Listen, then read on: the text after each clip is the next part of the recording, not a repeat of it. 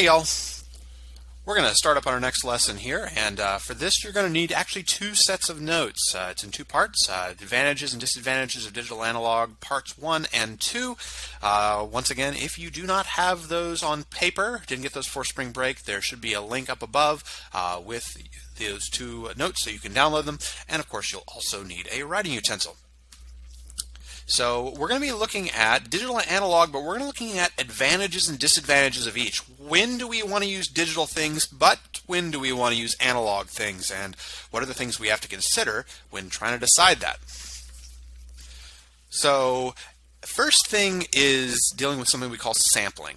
Analog technology, remember, analog things try to make an exact copy of the original information in a new medium. They copy the whole wave. They copy all the information that's involved. This gives a little bit of an advantage to analog. Digital technology, on the other hand, only converts certain points of the original information. We call them samples into numbers. Remember, with images, we have pixels. It doesn't find the color of everything in the image. It just takes the information at certain points, certain samples, and converts those into numbers. This means there's always some original information lost anytime you ever have a digital signal. We can see this a little bit on like YouTube. You have a choice of what resolution to play your image at. So if you play it at, say, 1080, that means that it is 1080 pixels across from left to right. And so that's a whole lot better image than if you decide to play it at the lowest one, 144. If you do 144, it looks all pixely and blocky because there are fewer samples. The advantage to that, because there are fewer samples, it's sending fewer numbers, which means it can send it faster. It doesn't take up as much space, but the quality is lower. So analog copies all the information. Digital only takes samples. Next one. So go ahead and fill out the page about advantages and disadvantages of these two. Pause your video if you need to.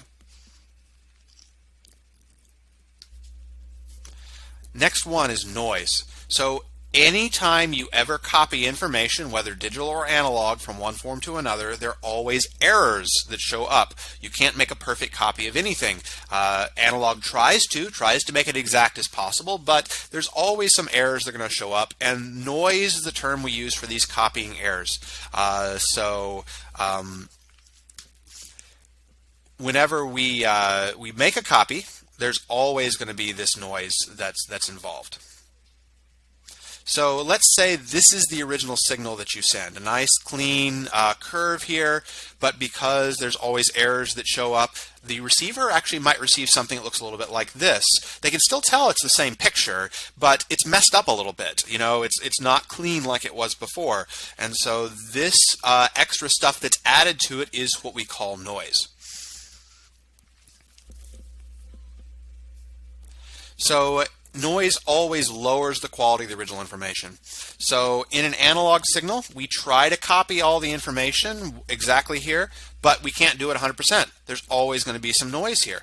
And what happens if you make a copy of the copy? Well, if I were to take this copy and try to make another copy of it, I would add even more noise on top of that copy. And if I added even more noise, it gets worse. And if I made a copy of that copy, it'd get even worse. And so anytime you try to make copies, you always copy the noise. It's a little bit like taking a photocopy of something and then making a photocopy of that copy and a photocopy of that photocopy. Over time, it gets worse and worse and worse and worse. And this always happens with analog signals.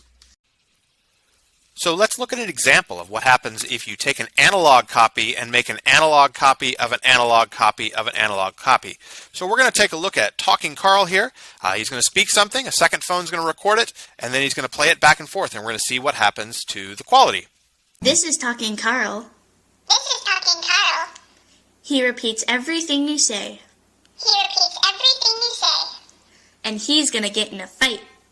And he's gonna get in a fight. My voice is higher than your voice. My voice is higher than your voice.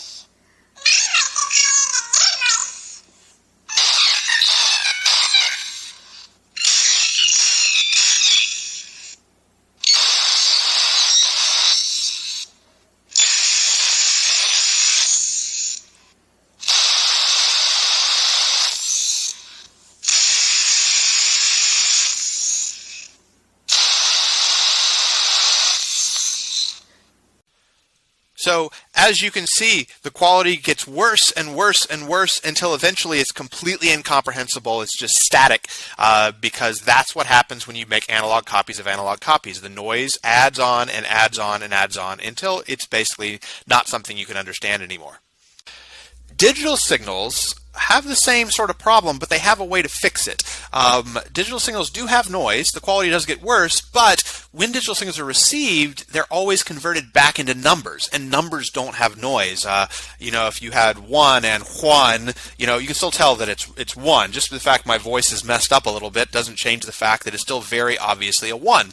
So to give you an illustration of this, let's say that we send these numbers digitally, 0, 1, 0, 1, 1. In reality, this is what they're stored as. They are ones and zeros.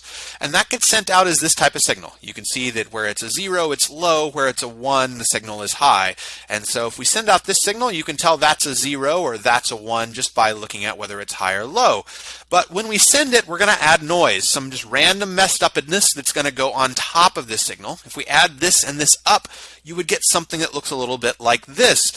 But notice that even though this is noisy, this is sort of messed up, I can still tell it's a 0. And even though this is very messed up, I can still tell that it's a 1. And so if I received this signal, I would say, oh, well, that's a 0 and that's a 1. And we notice that it's exactly the same as what it was before. Even though there's noise here, I can still tell it's a 1. And so what I receive is a perfect copy of what I had originally. But not if the noise is too much. Here, there's a very large amount of noise. Here, there's a very large amount of noise. And look at what happens. If I look at this signal right here, this looks like a 1. But originally it was a 0. What happened was the noise messed it up so much that it wasn't just slightly off, it was 100% completely off. And the same thing happened here. Even though this was originally a 1, the noise was so far off, it looks like it's a 0 afterwards. And so I received something that was completely incorrect.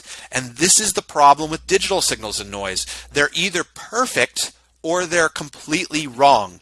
And so a good example, this is with video. If you look at a digital video, you sometimes get this like in a thunderstorm or sometimes whenever you get like just a bad digital video signal, is most of this picture is perfect. Her hair is exactly right here. This eye is exactly right. Most of the background is flawless. It's perfectly clear.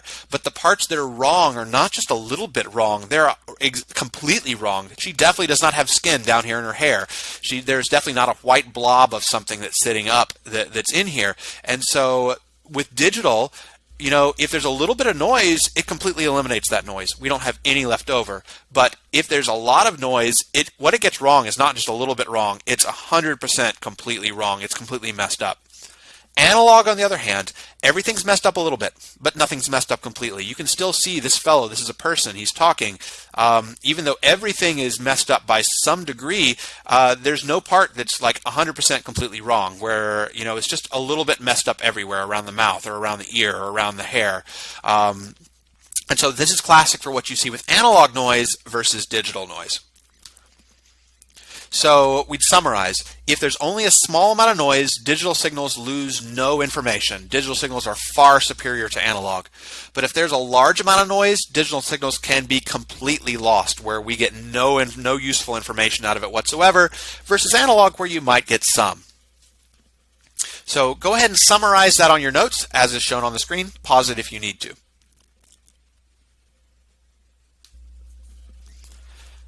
Another advantage digital has over analog is that digital information can be compressed, another word for being shrunk, so it takes up less space. But analog, it's really tough to do that. So if you have a signal and you take the information, make it take up less space, it means it's easier to store, it's quicker to transmit. So we can send it faster and we can store more of it. It's the reason why if you wanted to take, for example, 10,000 photographs that were analog, that were on paper, that would take up boxes and boxes and boxes of space. But with digital, you can put that 10,000 photos on your phone really easy, or you could even put them on a little SD card, which is like, the size of your pinky nail, that can store tens of thousands or hundreds of thousands of photos, because we can compress digital photos really easily. It's really hard to compress analog things. So how does compression work? So imagine that we have these numbers. It's digital data. It's stored like this. First thing that stands out here is we got this long string of 8s in the middle, basically where the information repeats itself. And that happens in digital things all the time. So because they repeat, we could just say 8 13 times.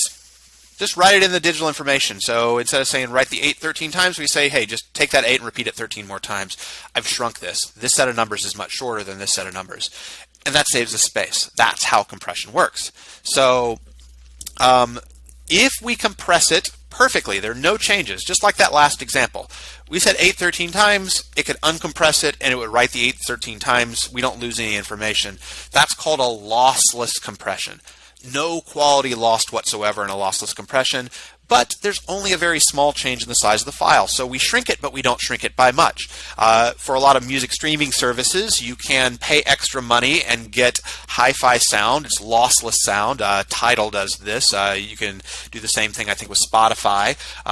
And so you get a much higher quality signal, one where there is no information lost to compression, but since it doesn't shrink the size of the file, it means streaming is a lot harder, is that it takes more time to send the information. It might have to buffer for a lot longer, or you just have to have a much better signal, much higher speed data connection to be able to listen to it or to watch it if it was video. So the other way we can deal with this is instead of using a lossless compression, we can use what's called a lossy compression. And so lossy compressions work like this. They look for places where the data is close to being a repeating pattern, but not exactly. So suppose our number sequence is 8887, 888. Oh, that's really close to being all 8s. But 7's really close to 8, so why don't we just change it to an 8? Because that way we could shrink this file down smaller, and is anyone really going to notice the difference between, it being a 7 and being an 8? Maybe not. In terms of like pictures, it could be something like saying, hey, right here there's a pixel that's white, and right next to it there's a pixel with a slightly different shade of white. Well, and that means the numbers are different. But can we really tell the difference between those two shades of white? And if we can't tell the difference, why not just claim they're the same shade of white, so that way we can repeat it and we can shrink the file size down. And that's a lossy compression because the information is lost. You can see the word loss in the middle of lossy. And if we use lossy compression, we can shrink file sizes down by over 90%. So over on the right-hand side, we have an original picture, and we have a lossy compression, like an extreme lossy compression. This one's been done way more than you probably would need to. And as a result, this file is only about 2% the size of this one.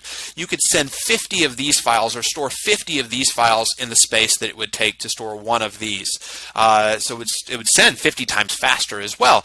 But the quality is horrible here. So instead of just saying, hey, this pixel and this pixel are close enough, this one's saying like this pixel and this pixel are close enough. And I can definitely tell that that pixel is a lot whiter than that pixel. But down here it said, I'm going to call them the same shade of white because that saves a lot of space. That completely messes up what's going on in here, is that you can't even tell any of the detail in the middle of the flower, where here you can sort of tell what the detail is. This is a very lossy compression. So why would you want to do this? Well, as we said, it shrinks the file size down, but at the cost of losing a huge amount of quality. But losing quality doesn't matter in some circumstances. If we needed these two pictures to be very, very small on the screen, like we have right here and right here, this image is the same as this one. This image is the lossy one right here. Really, we can't tell much difference when they're this small, and so if they're that small, we might as well use the really lossy one that takes up a lot less space. Examples of lossy compressions are things like for pictures, a JPEG, you'll see JPG on the end of an image, or a GIF. A GIF is basically a way of compressing the file, a lossy compression to make it so that it's smaller and takes up a whole lot less space.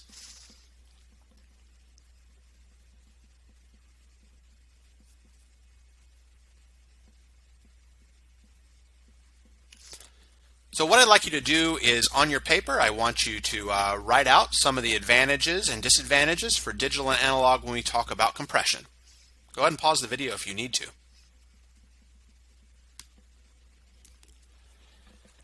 Here's another set of advantages and disadvantages. Copying. Digital information is extremely easy to copy because it's just numbers. 1, 2, 3, 4, 5, I can write down 1, 2, 3, 4, 5. Analog's a lot harder since it's on physical media. So if I had a record and I wanted to make a copy of that record, it's a lot harder for me to just go and say, I've got to make a copy of those grooves into a different record. Or if I have a photograph that's on paper, trying to make another photograph on paper. Analog copies are relatively difficult to copy, but digital is just taking numbers from one place to another. If I have a photo on my phone, a digital photo, and I want to share that with someone else, I just hit share. The computer inside your phone just makes a copy, sends those numbers somewhere else, and you have a very quick copy that's right there. So advantages to analog, you've got to be present, physically present to steal. It's easier to keep private if you have it like locked in a safe or only in one spot. Disadvantages to analog in terms of copying, it's hard to back up that information. It's hard to share it with others. Advantages for digital, it is easy to move it, it's easy to share it, it's easy to back it up, but that same fact that it's easy to move it or share it means it's also easily to be stolen and can be hacked. Go ahead and fill out your table if you haven't done so yet. Now, if we have a digital signal. We said digital signals are easier. Digital information is easier to steal. It's easier to hack. We could have anyone in the world could hack into your phone no matter where they are in theory. But there is a trick that we can use with digital that we can't use with analog as much, and that's called encryption.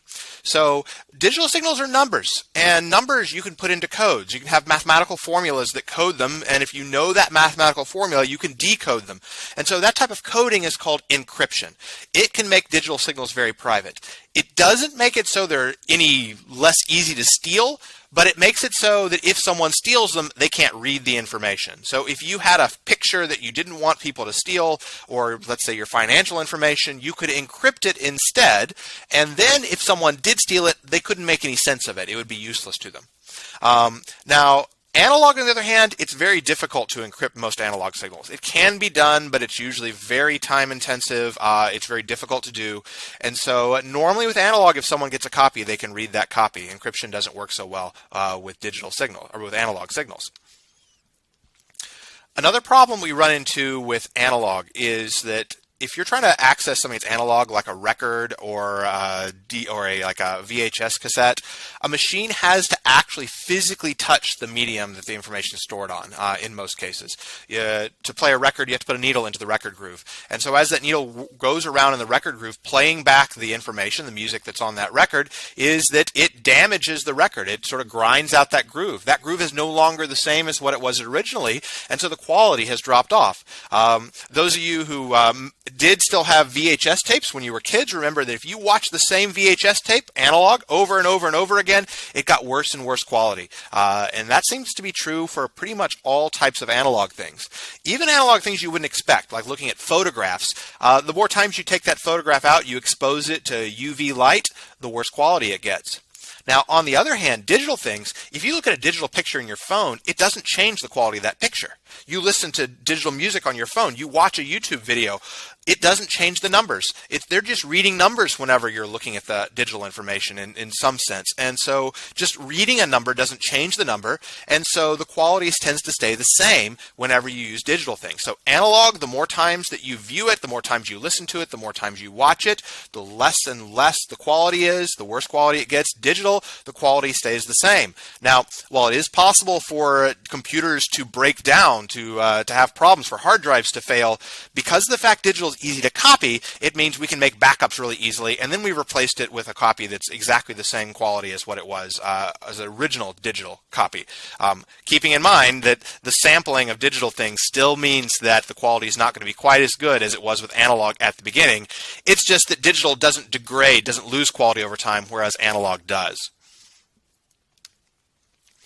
So another thing that we have to run into is dealing with storing type of information. Each type of analog signal typically requires some sort of specialized equipment. If I have a record, I need a record player to be able to listen to it. I can't take a record and stick it into a VCR. I can't take a film off of a projector, a film projector like they used to use back in the old days. That was analog video, and I can't stick that onto a record player or into a VHS, into a VCR. And so if you want to use an audio cassette, you need to have a cassette player. If you wanted to listen to a record, you had to have a record player. But digital signals, you just need a computer. If I want to watch if I want to look at a digital photo, I need a computer because it stores numbers. If I need to listen to digital music, digital audio, I need a computer. It stores numbers. If I want to do digital video, I need a computer. It stores numbers. One piece of equipment for all types of digital signals. Even things that are digital that haven't been created yet. So maybe someday they'll come up with digital like holograms that can move around. If they're digital, they can still store on a computer. Even though it's a technology we haven't invented yet, because it's digital, we know they can be stored, we know they can be sent on computers, even if they have to be more powerful computers than what we have today. Now, the disadvantage of that is that computers tend to be more expensive and tend to be more complex than analog technology. Analog technology like record players, VCRs, even looking at photographs, books, are much simpler, much cheaper, and much easier to build. Computers require vast sets of technology to be able to build. You would never be able to build a laptop from scratch. You'd have to be able to buy the parts to be able to put it together from a factory that put those together. But on the other hand, if you needed to make a record player from scratch, you really could do it if you had enough time. Certainly you could make a book if you needed to, or even to develop photographs. It doesn't take as high of a level of technology. So go ahead and fill out on your notes basically the advantages and disadvantages of analog and digital with respect to storage. Pause this video as you need to. And then our last one here is number of signals, is that it turns out we can send many digital signals at the same time, but it's relatively difficult to send multiple analog signals at the same time. The reason why is digital signals are numbers.